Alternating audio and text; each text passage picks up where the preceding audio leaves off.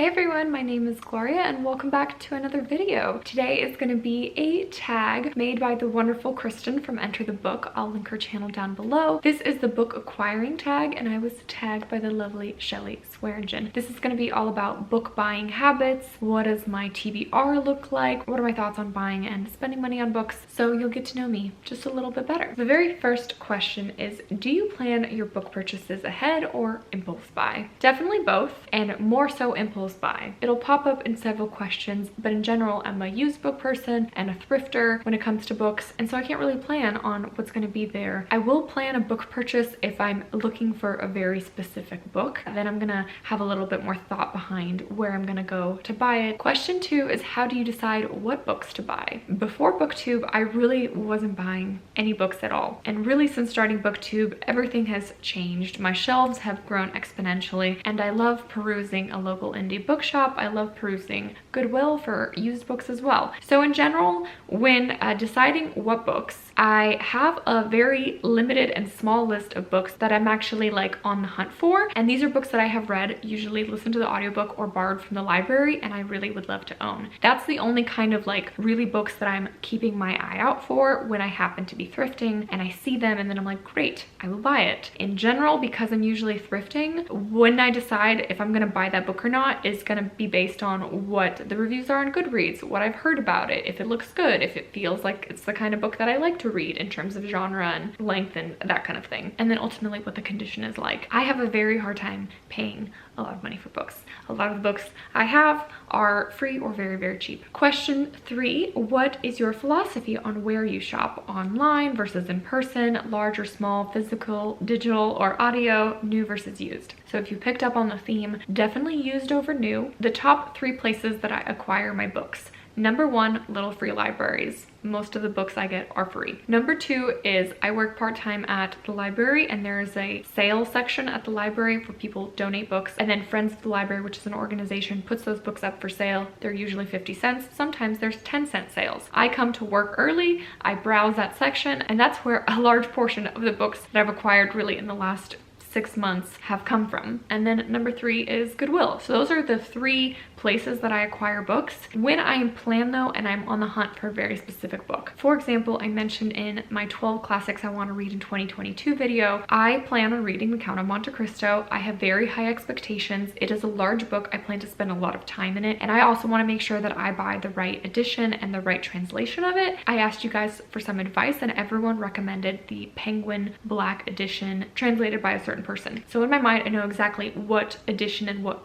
book I want to buy of The Count of Monte Cristo, and I'd probably prefer that one be new because I'm going to spend so much time with it and I'm looking for a very specific one. And I could just buy it off of Amazon or go into a Barnes & Noble, but I would much prefer to go into Powell's bookstore, which is the largest independent bookstore in the US, which just happens to be in Portland, Oregon, which is where I'm from. And I'll just go into Powell's in person and buy it there. On the off chance that Powell's doesn't have a very specific book I'm looking for, then I'd probably go to Barnes & Noble, which isn't my top choice, but that's kind of like the funnel that I go down. For digital and audio, I've never bought a Kindle book because I've just recently started using a Kindle, and all the ones I have on there are free. And then for audio, I've only purchased 2 audiobooks. I have a Libro FM subscription and it's currently paused, but when I had it, I purchased The Fellowship of the Ring because I wanted to get into that series, and then I used a credit to purchase Will Smith's memoir because I knew I wanted to listen to the audiobook because he was narrating his own story, and that was an incredible audiobook.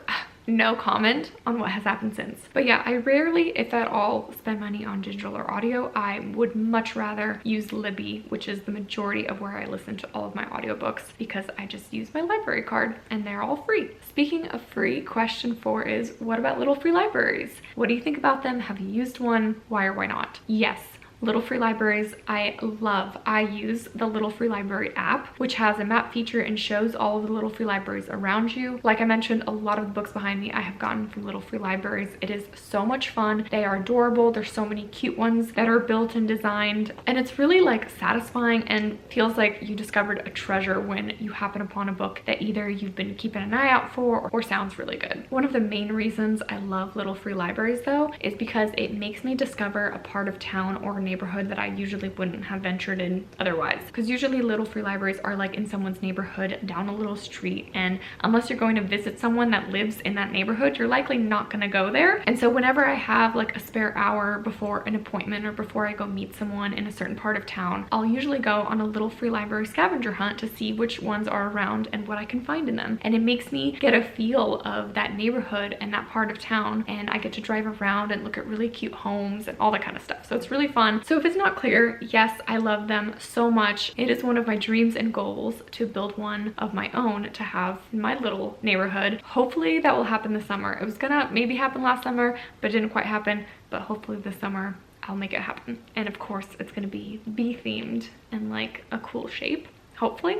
I don't know. Moving on, question 5. How do you feel after acquiring a book? Do you share it like in a book haul or a diary? So usually I acquire a book, and the first thing I do is I put it in my Google Sheet reading log created by a hardback hoarder. It's an excellent spreadsheet for tracking your reading, but there is a tab for the books that you acquire. So I put all the information in there, and then I put it away on my shelves. And then when I get a certain amount of books that I haven't talked about in a book haul yet, gather them all out of my shelves. My bookshelves will look like a hot mess for a second because they're all in piles around me for the video. I love sharing what books I acquire with you guys because it moves them up in my priority of reading. If I hear a lot of good feedback, then I get excited about it and really want to read it. If I hear a lot of negative feedback about a book, then I might just put it back in another little free library because I'm like, you know what? It didn't really get too many praises, or a lot of people said it was lame, so I'll probably just pass it along. Question 6 is, how do you feel looking at your books that you haven't read? Does it matter if it's a lot of unread or a little amount? In my ideal world, all of the books behind me and on my shelves at home would be books that I have read and that I have loved and that I want to keep, that I want to have in my personal library for friends to borrow, that kind of thing. That's the ideal version. I don't know if that's ever going to happen. I am very much near my ceiling and capacity of having books in general in my house because I'm running out of shelf space. Right now, I feel stressed is not the right word, but I definitely feel a little bit of tension in like the amount of unread books I have. I would love that number to go down. I'm trying to prioritize the books I have on my shelf. I also am not attached and have no problem to get rid of books that I'm not really connecting with. So my unread books here will hopefully slowly go down, and I will only be keeping the ones that I'm really in love with. Question 7, sort of along the same lines. How do you decide what number of unread books is the right amount? I really haven't decided. I haven't really thought about that. What is the right amount? I don't know. I guess like I mentioned, in an ideal world, it would be 0 because all of the books that I would own would have been read. But then that's also not fun because it's fun to have like a little section of unread books to choose from. So I don't know. I guess I don't really have an answer to that one. Number 8 is, do you have a TBR game and a process for reading these unread books? No, I do not have a TBR game. The way I choose my books are usually thematic. So I tend to plan ahead, not too much though. I look at the month ahead and I think, what's coming up thematically? Is there a certain theme for the month? For example, in March, it was Women's History Month. I tried to read a lot of books about women's history. In May, it's going to be Asian American Heritage Month, so I'm going to try to prioritize Asian authors and Asian stories. For February, Black History Month, etc. Or Middle Grade March was happening, or there's another readathon. I guess I look at the booktube calendar and see what's ahead, and the first thing I'll do is look at the books I have and see if any of those fit the themes. And then besides that, I'm a huge mood reader. It's whatever I'm feeling, whatever sounds really good. So I don't have like a big process or a big plan to have all of these read. I just sort of mood read and then see what happens every month, you know?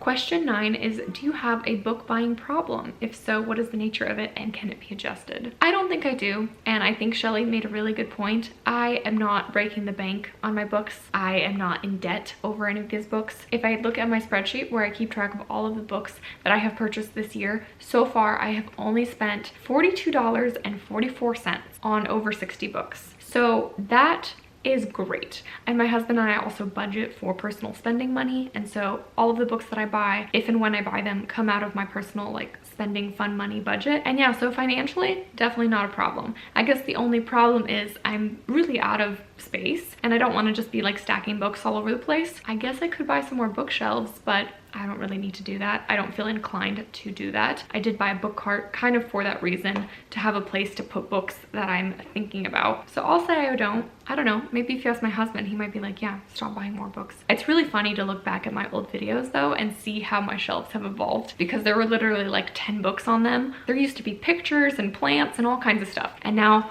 all it is books because there's no space for anything else. So that's kind of funny. All right, and then lastly, number 10 is tag some others to ponder about their book buying process. I'm gonna tag a few people. I'm gonna tag Mitzi from Mitzi Reads and Writes. I'm gonna tag Tiffany from Beautiful Minutia. I'm gonna tag Heather from Reading with a Vengeance, a newer to me channel that I'm loving, as well as Jillian from Novel Opinions. So ladies, I would love to see your answers to these questions. And thank you all for tuning in and watching this video, spending some time with me today. Bye.